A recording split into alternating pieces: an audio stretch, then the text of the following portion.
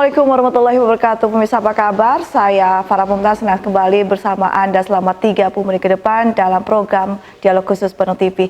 Kali ini pemirsa kita akan berbincang mengenai antisipasi penyebaran COVID-19 di Kota Bandung. Seperti yang kita ketahui bersama pemirsa, COVID-19 atau virus corona sedang menjadi momok yang sangat menakutkan di seluruh dunia bahkan di Indonesia.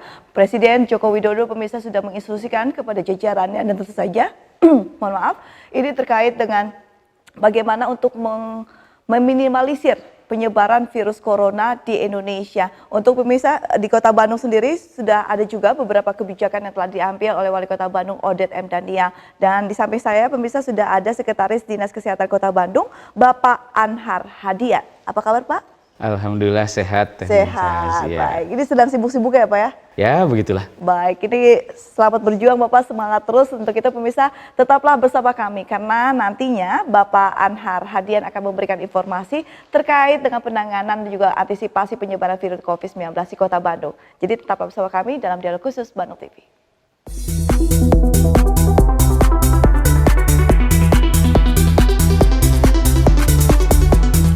Terima kasih pemirsa, Anda masih bersama kami dalam Dialog Khusus Bandung TV. Ini terkait tema kita pada kali ini pemirsa, antisipasi penyebaran virus corona atau COVID-19 di Kota Bandung. Ini Pak Sekdes bisa mungkin kita akan merefresh sedikit ya terkait dengan virus corona atau COVID-19. Sebenarnya virus corona itu sebenarnya apa sih Pak?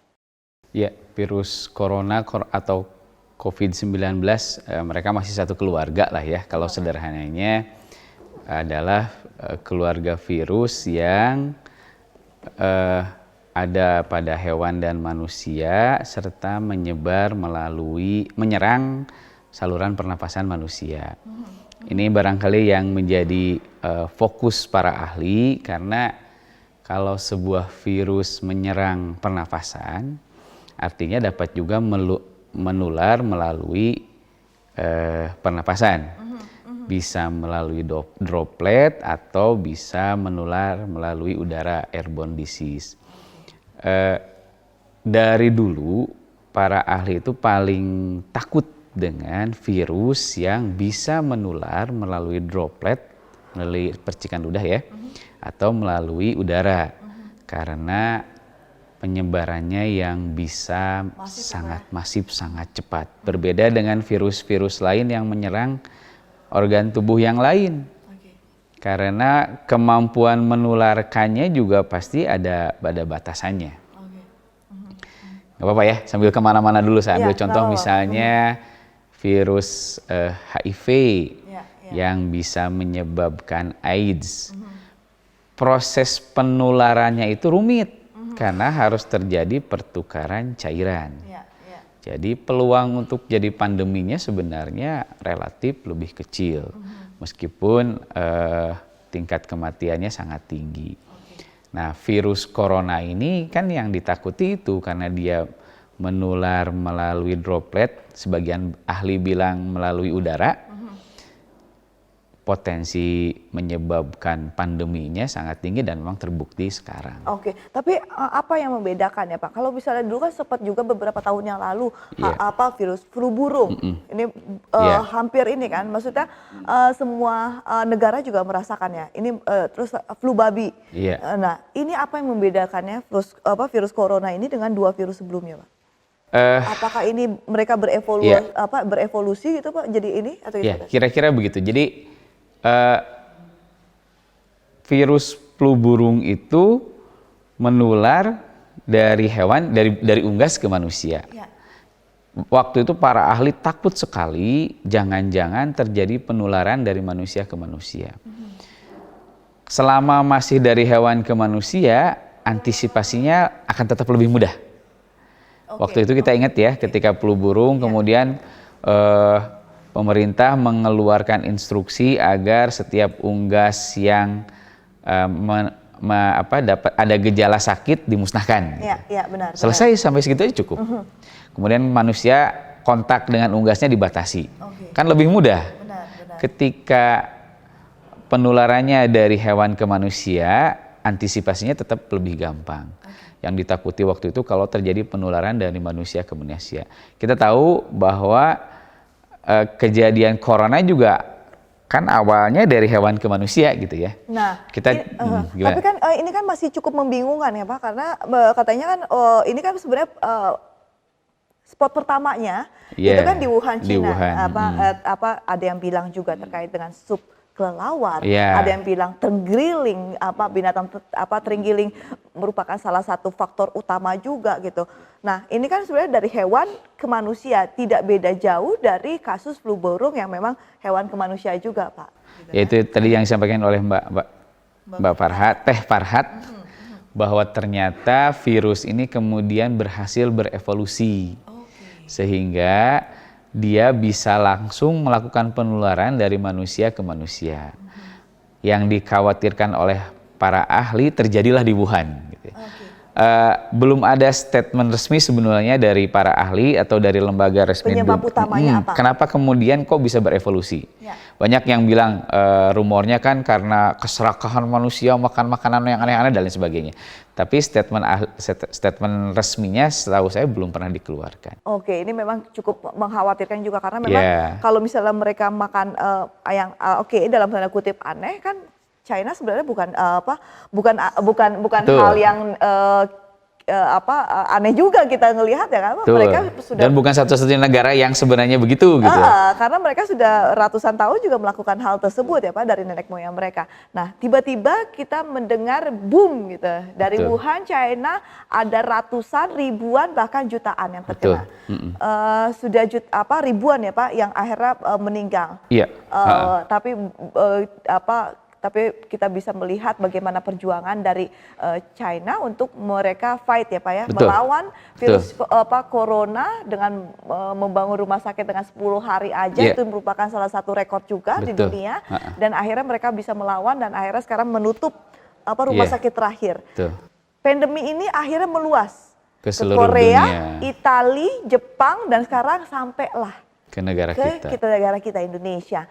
Ini instruksi dari Presiden yang akhirnya diikuti juga oleh jajaran ke bawahnya dalam artian provinsi, kabupaten, kota sudah diberlakukan ya Pak ya. Namun apa sih Pak yang memang harus kita lakukan? Ini sekarang bukan hanya Indonesia saja Pak yang sedang mengkarantina diri mereka. Tapi seluruh dunia itu mengkarantina diri mereka selama 14 hari ke depan.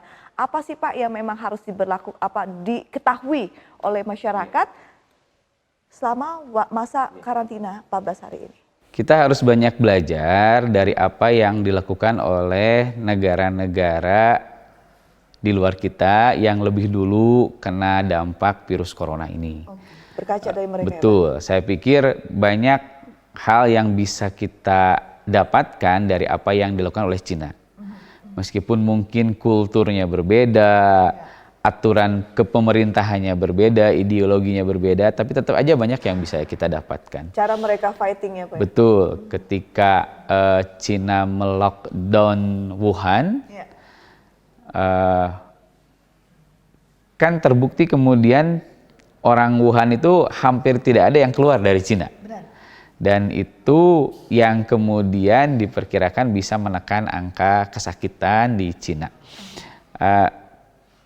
Keberanian pemerintah Cina melakukan sikap seperti itu memang sesuatu yang wajar lah kalau diapresiasi.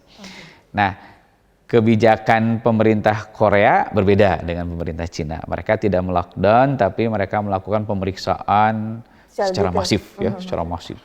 Orang di jalan dihentikan, mobilnya diperiksa seperti itu. Drive-thru malah. Wah, betul. Sehingga pemerintah punya data yang akurat nih, daerah mana yang menyebarkan, yang penyebarannya luas dan lain sebagainya, daerah mana yang masih rendah, apa yang harus dilakukan untuk daerah yang kasusnya sudah tinggi dan lain sebagainya. Nah, belajar dari situ kemudian pemerintah kan sudah membuat keputusan, baik pemerintah pusat, provinsi, daerah yang sekarang istilahnya sangat populer ya, local distancing, self distancing. Ya itu ya, jadi intinya mah beginilah, bagaimana caranya masyarakat itu kemudian mengurangi atau mengurangilah pergerakannya. Ketika sekolah bukan diliburkan ya, belajar di rumah, kemudian karyawan juga bekerja di rumah, tujuannya agar orang tidak banyak bergerak gitu. Dan kalau itu dilaksanakan secara benar, akan sangat efektif hasilnya. Cuma memang ada kekhawatiran begini, ini yang barangkali harus dipahami oleh masyarakat. Ketika anaknya libur, dalam tanda kutip ya. Benar, ini yang menjadi pertanyaan saya juga sebenarnya Pak, silakan. Anaknya libur, ayahnya libur, ibunya libur. Terus ada ide, kalau tempat wisata memang sudah ditutup semua ya. Yuk orang Bandung nih misalnya, ayo kita main ke rumah kakek di Tasik. Lumayan 3 hari ini libur, mainlah mereka ke Tasik. Misalnya begitu ya, saya ambil contoh kota Tasik lah begitu ya. Main malah mereka ke Tasik. 3 hari di sana, kemudian balik lagi sudah 3 hari ke Bandung karena ayahnya cuma dapat liburnya 3 hari misalnya begitu. Apakah terjadi potensi penularan? Jelas iya. Kan kita tidak tahu dari keluarga tersebut ada yang sudah positif atau belum. Karena kan tidak bergejala. Dan tidak menutup kemungkinan di rumah kakek itu om-om yang lain juga datang ya, dari daerah lain. Kemudian terjadilah pertemuan. Ya. Padahal tujuan pemerintah meliburkan itu agar dia diam di rumah gitu. Bolehlah kalau misalnya ke warung untuk belanja, ke ATM mengambil uang, itu masih sesuatu yang sangat wajar. Meskipun syarat dan ketentuan berlaku ya. Jadi kalau tempat publik kayak ATM habis mencet nomor kita pakai hand sanitizer dan lain sebagainya. Tapi kalau kemudian orang malah bergerak ke tempat-tempat yang tidak diharapkan, itu yang justru bisa membahayakan. Jadi kalau belajar dari cerita di Itali, walaupun kesahihannya masih belum 100%, ketika ada satu daerah di Itali di lockdown, orang-orang situ tuh kemudian kabur gitu, menyebar dari zona merah tersebut. Ya, karena mereka ternyata di sana hanya untuk kerja, Pak. Betul. Jadi kayak di Bandung mereka, gitu, iya. misalnya Provinsi Jawa Barat pas mau tahu Provinsi Jawa Barat ini mau di lockdown, ternyata mereka ada yang kerja di Jawa, misalnya ada yang kerja di Kalimantan, ada yang tinggal rumahnya di Kalimantan, ada rumahnya di Papua. Nah, itu akhirnya penyebaran lebih luas lagi ya, Pak. Berpotensi menyebarkan lebih luas. Gitu. Itu yang kemudian kita tidak kita akan kesulitan melakukan pencegahannya. Jadi sebenarnya kalau memang perintahnya adalah belajar di rumah, diam di rumah, pure itu diam di rumah, belajar di rumah, jangan main ke rumah teman, apalagi main ke warnet, main game online dan lain sebagainya. Benar. Oh, itu justru sangat riskan menyebarkan kasus. Jadi memang itu gunanya kita untuk mengkarantina diri kita sendiri, menjaga dari hubungan luar adalah untuk memutus mata rantai virus itu ya Pak ya. Nah, apa yang memang harus dilakukan kita gitu Pak untuk benar-benar kita bisa mengantisipasi hal tersebut Pak? Misalnya hal-hal apa yang tidak harus kita lakukan? Saya bukan mengutip barangkali, mengubah sedikit bahasa-bahasa yang disampaikan dalam himbauan Pak Wali melalui surat edaran nomor 440 ya, atau himbauan gubernur, himbauan presiden, himbauan para menteri dan lain sebagainya. Saya pikir yang penting adalah satu, jangan keluar rumah kecuali memang perlu. Gitu ya, kecuali wayah nanti apa sih? Ya kira-kira begitu ya, mau nggak mau, jangan keluar rumah deh kecuali memang perlu. Terpaksa. 2, kalau keluar rumah ya jaga diri. Jaga diri itu gimana misalnya? Kalau misalnya ke warung gitu ya, kan masker sekarang susah ya. Oke lah, memang belum ada anjuran orang sehat pakai masker. Tapi jangan terlalu banyak juga ngerumpi kalau di warung. Gibah gitu. Ya Pak ya? Itu hikmahnya kali ya Teh Farhat. Jadi beli seperlunya, kontak dengan orang lain seperlunya saja gitu. Kemudian selalu ingat cuci tangan pakai sabun. Jadi sampai ke rumah, istri saya kebiasaan kalau saya pulang dari masjid itu pasti suntangan gitu ya. Nah itu hindari dulu gitulah. Sebentar saya cuci tangan dulu baru suntangan gitu. Itu kan hal yang sederhana yang mungkin tidak terpikir. Terus itu juga berlaku untuk ayahnya dan anaknya. Tapi karena memang itu sudah menjadi rutinitas, kadang-kadang kita lupa ya Pak ya. Nah ini yang memang mungkin mindset dari masyarakat memang harus dirubah juga. Bagaimana kita bukan artian kita tidak sayang, tapi bagaimana kita lebih menjaga lagi keluarga kita ya Pak ya. Betul. Nah ini ada beberapa juga yang memang harus kita ini kan kalau di tempat umum kan bagaimana sebenarnya kita dengan menjaga dengan lingkungan sekitar, jadi kita harus lebih hati-hati lagi kalau misalnya kita bersin ataupun batuk, Ya, ini seperti apa betul. Pak? Ya, etika batuk diterapkan ya. Jadi saya pikir sebagian besar orang sudah tahu. Ya.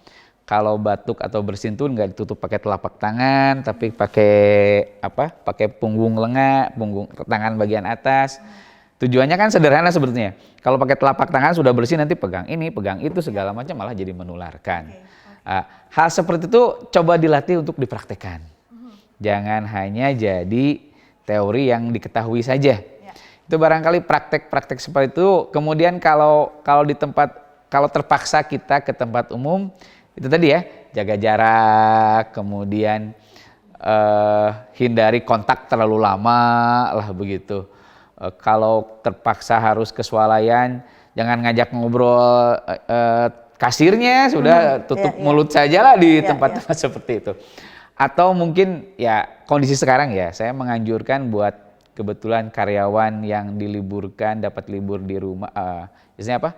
Work from home ya. Jadi ya betul-betul di home lah, betul-betul di rumah lah. Jangan kemudian kesel nggak ada kerjaan nongkrong di warung kopi misalnya begitu. Kita berarti harus menjaga bagaimana meminimalisir kegiatan sosial kita ya Pak ya. Nah, betul, ini kan kadang-kadang ya memang, tapi ada beberapa juga yang mungkin bisa dikit pertanyakan karena memang sebenarnya keputusan untuk bekerja di rumah itu kan balik lagi akhirnya ke perusahaan masing-masing. Betul. Ada yang memang sudah meliburkan sekolahnya, tapi mau tidak mau orang tuanya harus bekerja. Ini kan merupakan salah satu dilema juga ya Pak ya. Betul. Tapi tahan dulu Pak jawabannya karena kita harus jeda pariwara. Jadi pemirsa tetap bersama kami dalam Dialog Khusus Bandung TV.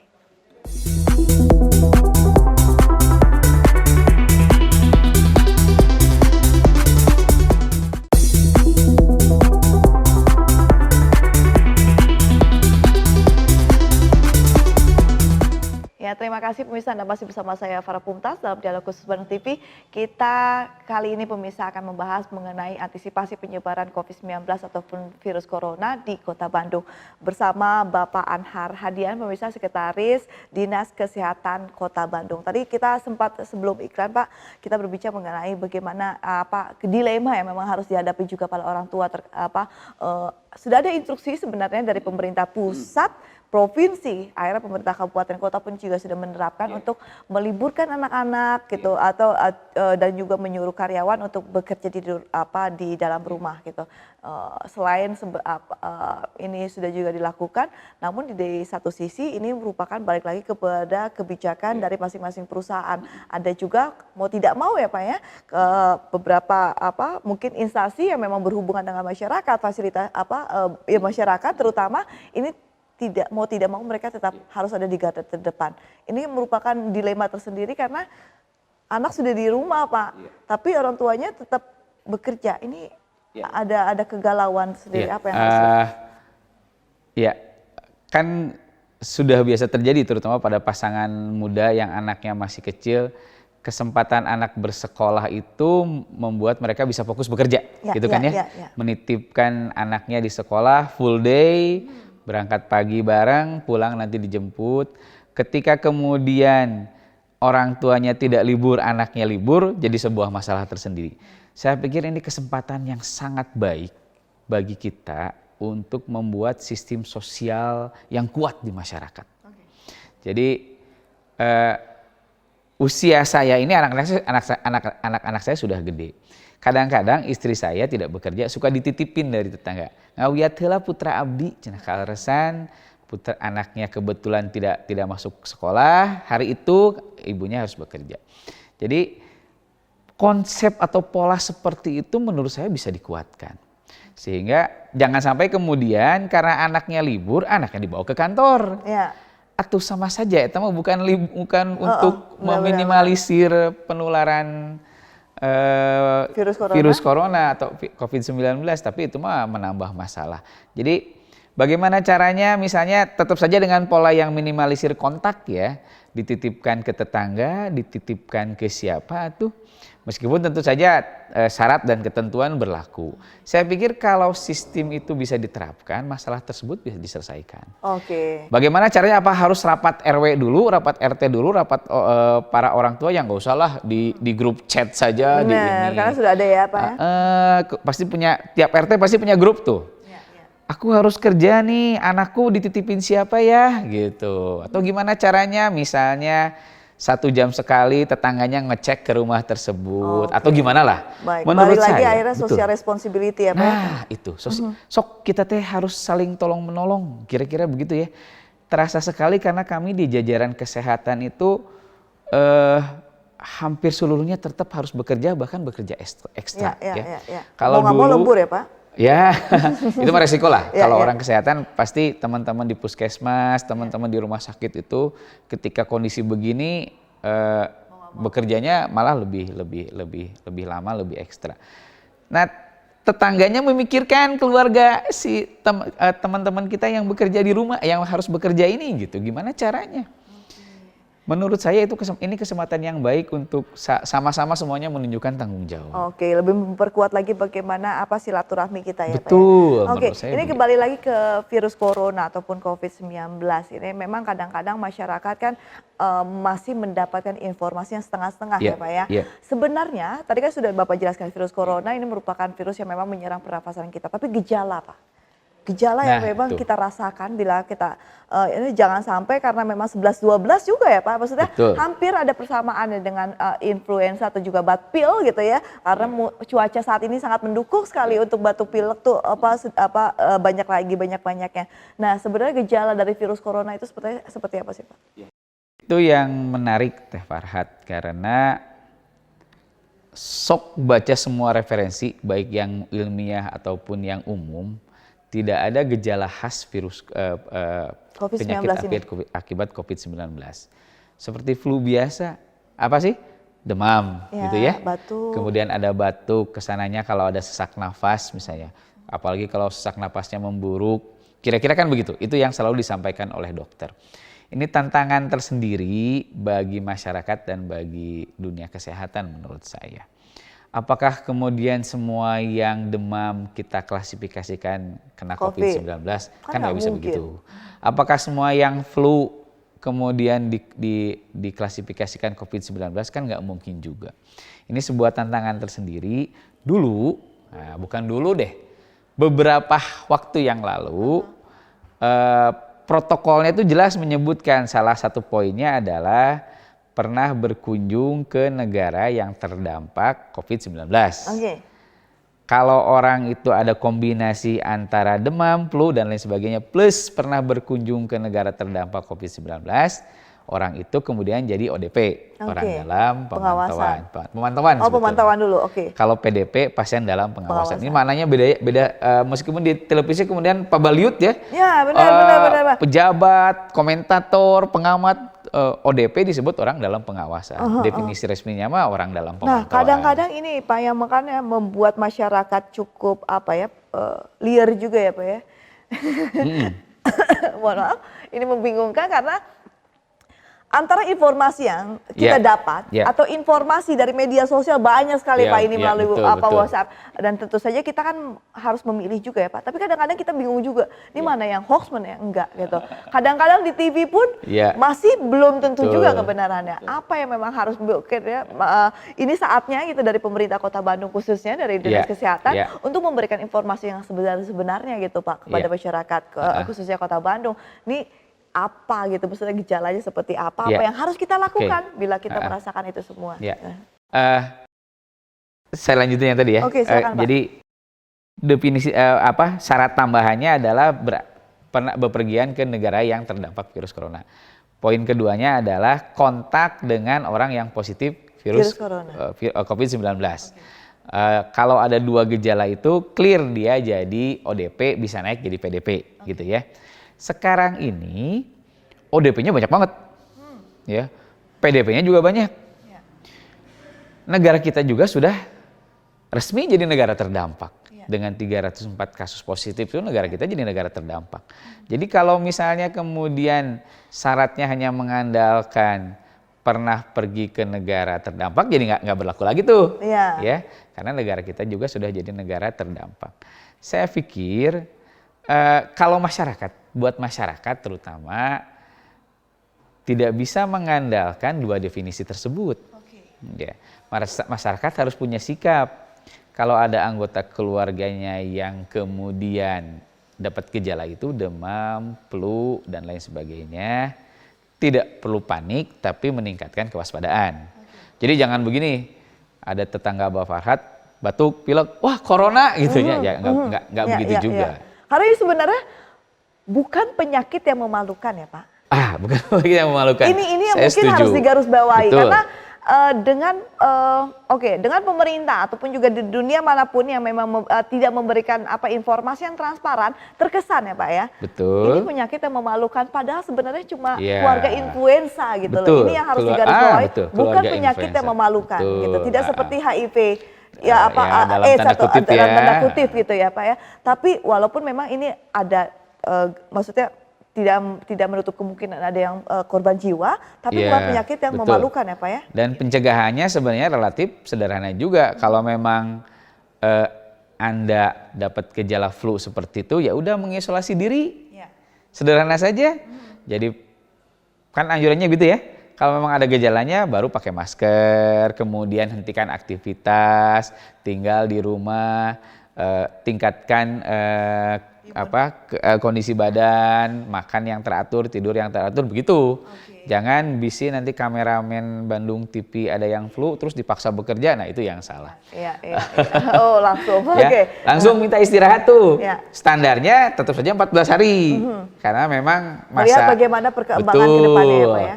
Jangan begini juga, baru 3 hari sudah sembuh, terus ada abdi mah tos damang, tos sehati, beraktivitas seperti biasa lagi. Itu yang saya pikir harus dipahami oleh masyarakat. Oke, jadi bagaimana melihat perkembangan, apakah itu akan menjadi tingkatnya naik itu menunggu selama 14 hari ke depan. Oke, tapi kalau misalnya satu lagi, tentu saja boleh berobat ya, berobat ke dokter, berobat ke puskesmas ya, lebih bagus begitulah. Oke, tapi kalau misalnya kita melihat Pak, bila kita secara tidak sadar atau juga secara tidak langsung kita memang bersinggungan langsung dengan PDP misalnya, pasien dalam pengawasan. Ini, kalau orang dalam pemantauan, berarti masih di rumah masing-masing. Mengisolasi diri di rumah. Pasien dalam pengawasan sudah masuk rumah sakit. Sudah di rumah sakit rujukan. Sudah masuk rujukan. Positif pun sudah diisolasi. Betul. Jadi ini yang mungkin harus diketahui oleh masyarakat. Orang dalam pemantauan, dalam artian mungkin dia sempat bersinggungan dengan PDP ada ya Pak. kemungkinan begitu pasien ya, dalam pengawasan. Betul. Tapi ini mereka mengisolasikan diri ya Pak ya. Jadi bukan masuk rumah sakit. Nah, pasien dalam pengawasan ini yang memang sudah diambil sampelnya, sudah dilakukan pengiriman ke Balitbangkes, jadi sudah di rumah sakit. Orang positif sudah ada hasil dari Jakarta. Ini kadang-kadang kan orang nih bingung Pak, ini posisi ketiga ya, apa ketiga orang ini di mana gitu loh. Betul. Nah, ini kan yang harus diketahui. Sangat mungkin dalam waktu ke depan definisinya akan berubah atau kondisinya akan berubah. Ketika presiden, kita belum tahu nih ya, kita masih menunggu petunjuknya. Ketika presiden mengatakan akan melakukan rapid test, itu menurut saya hal yang sangat baik, hal yang sangat daripada melockdown ya Pak. Menurut saya, sorry itu bukan pendapat saya. Maksudnya menurut saya tindakan itu sangat baik. Karena kita tahu ODP itu galau. Kondisi sekarang, kalau ODP ingin dites COVID, itu sebenarnya agak sulit. Kondisi sekarang ya. Bayangkan Bandung agak sulit, apalagi di luar Bandung. Belum tentu mereka datang ke rumah sakit kemudian bilang saya ingin dites COVID-19 terus dapat pelayanan itu. Belum tentu ya Pak? Belum tentu. Ketika kemudian rapid banyak, diturunkan kemana-mana, ini akan lebih cepat lagi nih. Jangankan yang ODP mungkin, yang orang normal seperti kita pun bisa dilakukan tes tersebut. Jadi kita bisa dapat kepastian minimal, bisa dapat keyakinan, oh saya mau negatif, oh saya mau positif. Lebih sudahnya reg-reg ya Pak ya, maksudnya lebih pasti juga, kita lebih tenang. Betul, buat kami di pemerintah juga memetakannya jadi lebih enak. Berarti untuk saat ini dalam artian di Indonesia khususnya atau juga pada mungkin umumnya di provinsi, kabupaten, kota memang tidak ada angka resmi, Pak. Ya, untuk saat ini berarti kan, karena memang ya saya nggak berani bilang gitu, iya. karena pemerintah punya angka resmi, pemerintah dalam hal ini pemerintah pusat, para pimpinan-pimpinan kita punya angka resmi. Punya angka resmi itu adalah angka resmi yang positif ya. Angka resmi yang positif itu adalah sampai saat ini orang yang positif itu yang hasil pemeriksaan laboratorium oleh Litbangkesnya dinyatakan positif gitu. Tentunya mereka pemerintah punya dan pemerintah punya mekanisme untuk menanggulanginya. Sederhananya mah ketika ada yang positif pemerintah pasti melakukan tindakan. Hanya memang mungkin tidak di-share atau digebiarkan kepada masyarakat. Oke. Lalu kalau misalnya memang ini kan terkait dengan virus corona atau juga COVID-19 ini pun ada apa ya Pak? Mungkin tingkatannya Pak. Bukan berarti orang yang terkena dalam artian event orang tersebut positif itu sudah pasti akan meninggal, enggak kan Pak? Ada tingkatannya. Apakah dia ringan, sedang atau juga memang cukup? Iya. Angka kematiannya tidak saya bukan bilang tidak terlalu tinggi. Di dunia sekarang ini rata-rata 3-4% ya dari yang positif. Yang agak istimewa itu setahu saya Italia atau Iran gitu, karena di Italia itu sampai 7%-an, Iran lebih tinggi lagi sedikit lah. Jadi kalau 3% sebenarnya di dunia epidemiologis cukup tinggi. Tapi secara umum kalau ada 100.000 penderita berarti kan 3% itu berapa? 300 penderita ya masih relatif kecil lah. Jadi kalau tadi bicara tingkatan itu wilayahnya klinis dokter di rumah sakit, yang pasti ketika sudah masuk ke ruang isolasi sebagian besar 97% itu kondisinya membaik. Oke, karena memang ada misalnya kita melihat bagaimana tokoh-tokoh dunia yang terkena sudah pasti terpapar gitu, seperti artis gitu di sana, mereka masih bisa selfie walaupun sudah positif. Betul. Gitu. Terus baru-baru ini, maksudnya yang terbaru kalau misalnya untuk di Provinsi Jawa Barat, Wali Kota Bogor Bima Arya juga sudah positif, tapi masih bisa buat statement melalui media sosialnya dia. Dalam artian ini mungkin dia positif, tapi tingkatannya sedang. Jadi nggak langsung yang mungkin ditakutkan masyarakat langsung tidak berdaya ataupun tidak bisa bangun gitu, walaupun memang diserangnya positif, tapi memang masih ada tingkatan-tingkatannya gitu ya Pak. Kayak kita flu aja kan pasti kan nggak langsung gini, pasti ada yang cuma demam-demam biasanya masih kerja. Nggak kayak orang stroke yang tergeletak di ruang ICU nggak bisa ngapa-ngapain, nggak kayak gitu. Nah seperti itu Pak, itu ya maksudnya yang mungkin agar masyarakat lebih mengetahui juga kalau misalnya kita positif pun bukan berarti kita langsung kasus karat kan, atau dalam artian seperti itu yang memang harus diperhatikan juga oleh masyarakat kan Pak. Jadi ketika pemerintah mengatakan misalnya Pak Menteri ya, Pak Budi Sumadi itu kan positif dan kondisinya baik, begitu kan ya? Atau Bu Kadis pernah bilang di Bandung ada satu yang positif dan kondisinya baik. Kondisi baik itu memang baik Mbak. Artinya dia di ruang isolasi masih bisa melakukan kegiatan yang normal. Banyak aktivitas yang bisa dilakukan, hanya terbatas di ruang isolasi. Kenapa diisolasi? Karena kita nunggu 14 hari itu dia tetap membaik atau tidak gitu saja. Kalau sudah 14 hari membaik ya sudah selesai, dia berarti sudah tidak ada virusnya lagi di tubuh si pasien. Jadi kondisi baik itu bisa duduk, bisa makan. Saya bahkan bisa olahraga mungkin. Membayangkan di ruang isolasi di hari-hari ke-10, 11, 12 dia bisa berolahraga. Cuma dia tetap nggak boleh keluar. Benar. Itu jadi memang yang mesti. Itulah kenapa. Nggak seperti yang muncul di YouTube ya. Jadi mungkin pernah segala macam waktu di Wuhan pertama kali. Di Wuhan kan? awal-awal ketika pemerintah tidak siap, ngegalor segala macam. Walaupun akhirnya kondisi sekarang nggak kayak gitu-gitu. Nah, itu yang mungkin harusnya bisa dimengerti juga oleh masyarakat sehingga tidak melakukan panik buying gitu kan. Nah, ini Pak, tapi kita tahan dulu ya Pak ya. Penjelasannya kita harus jeda pariwara, jadi pemirsa tetap bersama kami dalam Dialog Khusus Bandung TV.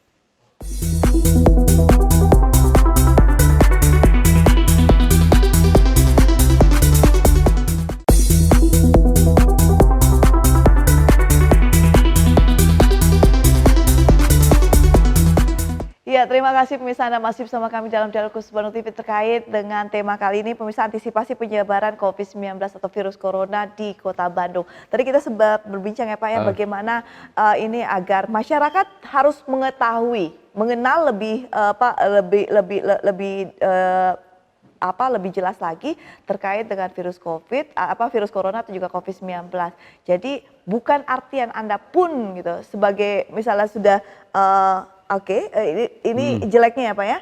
Jeleknya maksudnya apa Anda sebagai pasien virus corona atau juga orang dalam pengawasan atau pasien orang dalam pemantauan, pasien dalam pengawasan atau juga positif, bukan berarti Anda sudah akan berakhirnya dunia gitu ya Pak ya.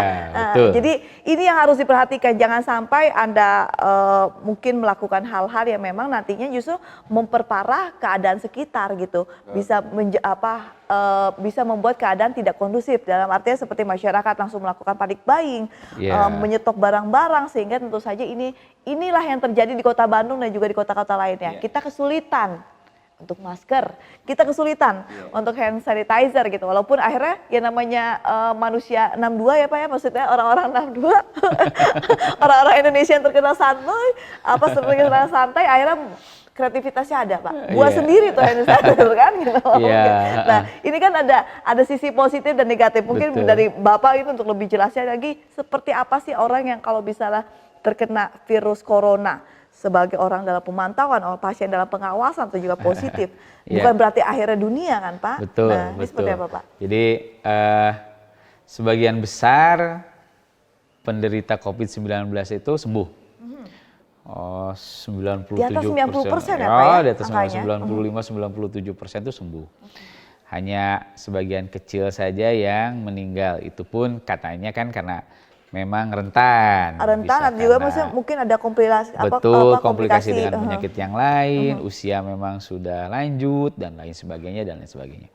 Ya pesannya kan ya nggak usah khawatir amat sih kalau dari sisi itu ya, dari situ. Jadi kalau Anda kemudian katakan saja sudah positif atau PDP dirawat di rumah sakit, peluang sembuhnya tuh besar. Kemudian kalau yang ODP ya itu tadi, selama Anda masih ODP, Anda jaga kondisi badan Anda, ya.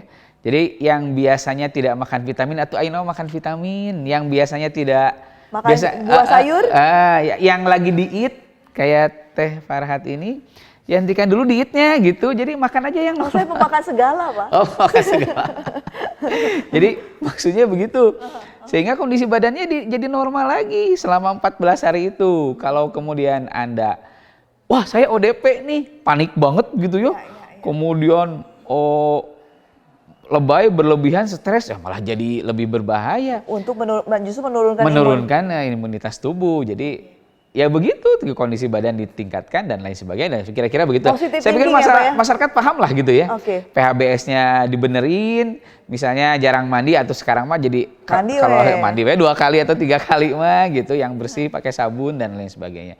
Tiap aktivitas pakai hand sanitizer dan lain sebagainya. Terus memang luar biasa ya bangsa kita ya, ketika hand sanitizer langka di pasaran, mereka bikin sendiri, kan gampang banget ya. Kita lihat YouTube banyak tuh caranya. Buru dulu informasinya bagaimana cara membuat hand sanitizer. Dan itu kemudian ditiru oleh banyak orang. Kami senang sekali karena masyarakat bisa melakukan. Itu bentuk partisipasi yang sangat positif menurut saya. Daripada sekarang mengeluh hand sanitizer tidak ada, terus minta ke dinas kesehatan. Dinas kesehatan sediain dong hand sanitizer. Aduh, boro-boro menyediakan buat yang masyarakat ya, untuk kantor aja susah ya Pak? Terutama petugas kesehatan. Jadi kalau kami sekarang ini sangat fokus untuk menyediakan fasilitas yang baik bagi teman-teman kita di front line. Di para petugas, para perawat, para dokter, itu mah wajib pakai APD yang benar. Gitu ya. Wajib hukumnya. Jadi APD yang benar tuh yang mirip astronot itu ya, yang kayak gitu. Ketika kemudian masker aja susah, kan itu membingungkan kami nih. Waduh, bagaimana nih Pak, harga masker jadi sangat tinggi, tidak normal, melonjak. Itu kan pasti karena permintaan masyarakat yang sebetulnya mungkin belum membutuhkan gitu. Atau numpuk barang gitu ya di rumah. Ada penimbun ya Pak ya? Ada penimbun. Padahal yang sangat butuh adalah para petugas kesehatan. Jadi kami sedang berupaya keras agar teman-teman kesehatan ini bisa dapat APD yang sebaik-baiknya. Karena itu tadi mereka di garis depan dan mereka tidak bisa mundur dari garis depan ya. Beda dengan masyarakat. Saya nggak bisa beli masker, ya udah saya diem di rumah aja deh. Kan bisa begitu ya. Lagi pula kan ini yang harus diperhatikan oleh masyarakat adalah yang menggunakan masker sebenarnya yang sakit, bukan yang sehat ya Pak betul. Ya memang ada logika begini, kan kita nggak tahu siapa yang sakit gitu ya. Ada logika itu bisa jadi benar, tapi sebetulnya itu tadi ketika permintaan melonjak tidak normal, barang apapun pasti akan tetap kurang. Saya yakin perusahaan-perusahaan pembuat masker sekarang sudah bekerja keras. Benar Pak, lembur semua ya. Tapi kalau memang masyarakat kitanya dalam tanda kutip lebay, tetap saja tidak akan terpenuhi. Oke, kalau misalnya orang sekarang kita butuhnya sekarang nih, kata pabriknya, April Pak, insya Allah pasokan aman.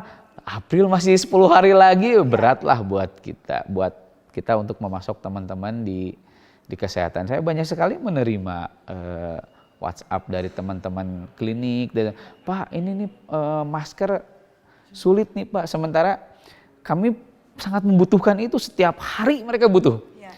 Jadi kalau perawatnya ada 5 di sebuah klinik, dokternya ada 5, ada 10. Minimal mereka butuh 10 masker setiap hari gitu. Dan itu harus ada, nggak bisa pilihan. Dan mereka tidak boleh pakai ini, maksudnya dalam artian harus langsung buang kan Pak ya? Atau pakai masker kain misalnya begitu ya. Ya mereka nggak bisa, mereka harus pakai masker sesuai standar. Kalau kemudian barang itu langka, kan galau mereka. Apa kami harus terus melayani atau tidak? Kalau kami tidak melayani, kami disalahkan. Kalau kami melayani, resikonya tinggi. Nah, itu makanya kemudian kan banyak meme di ini ya, di medsos ya. Kami bahasanya, kami mana cicing di imah, kami biar bisa kami terus bekerja gitu ya. Saya pikir meme itu kita yang bekerja, Anda cukup diam di rumah. Anda cukup diam di rumah, itu teh pesan yang menurut saya sangat bagus ya. Benar. Menurut saya sih ya. Karena ketika masyarakat banyak berkeliaran di luar rumah, meningkatkan risiko tular penyakit dan otomatis itu meningkatkan beban kerja teman-teman di jajaran kesehatan. Di garda terdepan ya Pak. Di garda terdepan. Jadi memang yang harus kita lakukan gitu, mau nggak mau masyarakat juga harus mengerti bagaimana konsep dari karantina ya Pak ya. Betul. Jadi karantina benar-benar menjaga Anda dan keluarga di rumah gitu. Dan kalaupun Anda ingin keluar rumah, ini benar-benar untuk hal-hal yang memang sangat urgent ataupun juga diperlukan gitu. Tapi jangan harus juga menimbun atau juga menyetok para penyakit itu ya Pak. Juga menurut saya sih tidak perlu ya. Bukan berarti ya susah ya memang. Bukan berarti bumi besok akan tabrakan dengan planet lain kan Pak gitu kan. Betul, bukan berarti bumi mau kiamat kok. Saya pikir itu wise kita sebagai masyarakat ya. Ini pelajaran yang sangat berharga bagi seluruh masyarakat. Kalau panik gini kemudian modelnya menimbun, sekuat apapun pemerintah menyediakan pasti jebol. Dan itu malah jadi merusak seluruh tatanan, menimbulkan bahaya lain yang jauh lebih besar gitu ya. Masyarakat jadi chaos dan lain sebagainya. Itu yang harus kita jaga ya Pak. Karena sebenarnya kechaosan itu kan bisa diminimalisir bukan hanya dari pemerintah gitu kan. Terutama justru dari masyarakat. Dari masyarakat. Sok atau bijak saja beli barang seperlunya seperti biasa saja. Karena kan untuk bahan kebutuhan pokok mah masih tersedia aman gitu ya. Apalagi menjelang puasa sama Idul Fitri, pemerintah pasti sudah memperhitungkan kan Pak ya. Oke, lalu kalau bisa tadi Bapak sudah mengatakan gejalanya adalah batuk ya Pak ya, batuk, demam, mungkin juga ini apa yang mungkin nih Pak harus dilakukan oleh masyarakat, bukan langsung ke rumah sakit rujukan nggak Pak, tapi apa yang harus dilakukan? Jangan langsung ke rumah sakit rujukan, kasihan rumah sakit rujukannya Mbak. Rumah sakit rujukan itu yang ditunjuk oleh pemerintah pusat itu 2, RSAS dan RS Rutin Sulu. Rutin Memang teman-teman saya juga banyak yang WA ke saya ya, aduh aku demam nih, aku mau ke RSAS katanya. Ya nggak usah gitu juga gitu. Kasihan RSAS-nya, satu sisi mereka tidak boleh menolak pasien, sisi yang lain mereka melayani pasien yang dalam tanda kutip, betul ya bahasanya ecek-ecek sebetulnya, tidak perlu diselesaikan di situ sehingga fokus mereka untuk melayani pasien yang lebih gawat jadi terabaikan gitu, jadi terhalangi. Jadi kalau Anda demam, Anda datang ke puskesmas, Anda datang ke dokter klinik tempat Anda biasa datang, Anda konsul, Anda dapat obat, Anda istirahat. Oke. Itu saja sederhana. Iya. Kalau hanya demam dan batuk ya Pak, kalau bisa tanpa ini, karena memang kadang-kadang yang dibuat nyesek pun gitu bukan berarti kita COVID ya Pak ya. Asam lambung juga itu nyesek loh. Betul. Jadi kalau dulu kan kita sesek-sesek sedikit mah diabaikan gitu ya. Kalau sekarang wah jangan-jangan saya COVID nih, jadi lebay begitu ya, nggak usah lebay begitu juga. Ini tentu saja tetap harus ke dokter ya, harus ke dokter. Bagaimana pemahaman dari masyarakat ini bisa lebih jelas lagi kalau misalnya hanya Anda demam, biasanya Anda datang ke puskesmas juga klinik yang memang biasanya Anda datangi ya Pak ya. Dan satu lagi mungkin kalau misalnya nyesek ya bukan berarti juga itu COVID, tapi siapa tahu asam lambung Anda terganggu. Dan anjurannya begini. Tidak perlu datang ke pusat pelayanan kesehatan, baik klinik ataupun puskesmas, kalau memang satu tidak sakit. Artinya kalau dulu ya ayahnya sakit diantar istrinya ke rumah, nggak usah gitu juga lah. Diantar istrinya ke puskesmas nggak usah gitu. Kalau ayahnya kuat jalan sendiri saja. Atau istrinya nunggu di luar deh, karena orang sehat itu sekarang disarankan tidak datang ke pusat pelayanan kesehatan. Apalagi bawa anak misalnya. Data ayah kangge nu dititipkeun anak misalnya. Anaknya sehat, ibunya sakit. Itu tadi sistem sosial yang harus dibangun ya. Gimana caranya itu tidak terjadi. Kemudian bahkan sebenarnya kami menganjurkan untuk kegiatan-kegiatan yang tidak sifatnya darurat, nggak perlu deh datang ke puskesmas. Misalnya ini jadwal saya kontrol kehamilan misalnya gitu. Kan kehamilan mah, kontrol kehamilan mah bisa ditunda seminggu 2 minggu yang akan datang. Jangan sampai menambah risiko datang ke puskesmas untuk kontrol seperti itu. Hentikan dulu yang kayak gitu. Atau ini jadwal saya cek pemeriksaan kesehatan, kecantikan misalnya, datang ke salon. Jadi jadwal Bapak itu bisa nanti dulu, pending dulu saja. Nggak perlu deh yang gitu-gitu gitu. Kalau Anda darurat, Anda flu, Anda batuk, Anda ke mengakses layanan kesehatan, gitu. Itu yang mungkin harus dipahami juga oleh masyarakat. Jangan sampai Anda malah membuat kepanikan di sekitar Anda. Seperti itu ya Pak ya? Baik, ini tiba saatnya kita harus pamit undur diri. Pak Adhar, terima kasih sudah berbagi informasi. Dan terima kasih juga pemirsa atas perhatian dari Anda. Mewakili seluruh kerabat kerja petugas Sevara Pumtas pamit undur diri. Wassalamualaikum warahmatullahi wabarakatuh. Sampai jumpa.